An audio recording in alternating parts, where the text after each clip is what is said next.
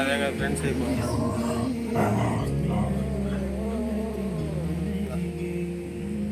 10 సార్లు అలవాటు చేస్తే ఫ్రెండ్స్ అయిపోతుంది.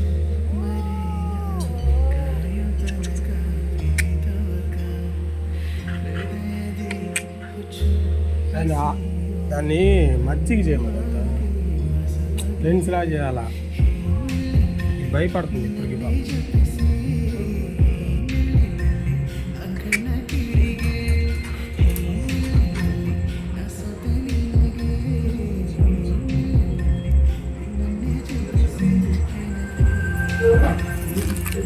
Baik. Hey.